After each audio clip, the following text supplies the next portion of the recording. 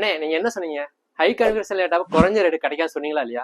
ஆமா, அதுக்கு என்ன? இங்க பாருங்க வாங்கிட்டு வந்துட்டேன். என்ன ஒரு ஆனந்தம் அந்த கரடி முஞ்சனுக்கு.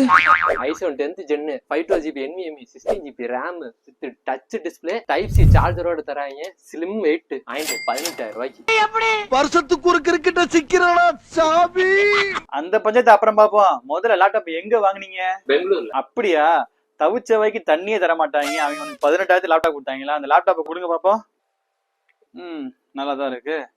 செக் பண்ணிடுவோம். பாலா எல்லாம் சரிதான். நீ சொன்ன மாதிரி i7 10th generation ப்ராசஸர் இருக்கு, 16GB இன்டிகிரேட்டட் RAM இருக்கு, 512GB SSD, கிராபிக்ஸ் கார்டு எல்லாம் சூப்பர். கிழக்க பார்த்த மேக்கப் பார்த்த கீழே பாத்தியா? ஐயோ மகனே அத பத்தி யோசிக்கவே இல்லையே.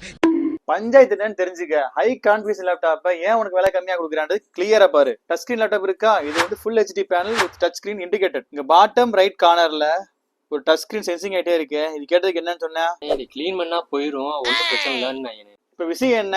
ஃபால்ட்டான் டிஸ்பிளேயும் தலையில கட்டாங்க. இதுக்கு டிஸ்பிளே ஸ்கிரீனை மாத்தணும்னா எக்கு தப்ப ரெண்டாகும். ஜஸ்ட் டிவைஸ் மேனேஜர்ல போய் டச் ஸ்கிரீன் டிசேபிள் பண்ணி யூஸ் பண்ணிக்க. இதனால தான் செகண்ட் ஸ்டார்ட் எப்படி பார்த்து வாங்கணும் டீடைல் வீடியோ போட்டிருந்தோம். இன்னும் பெர்ஃபெக்ட்டா ஒரு யூஸ்டு லேப்டாப்பை எப்படி பார்த்து வாங்கணும் டீடைல்டு வீடியோ வேணும்னா மறக்காம கமெண்ட் பண்ணுங்க. உங்களுக்காண்டி நான் வீடியோ பண்றேன்.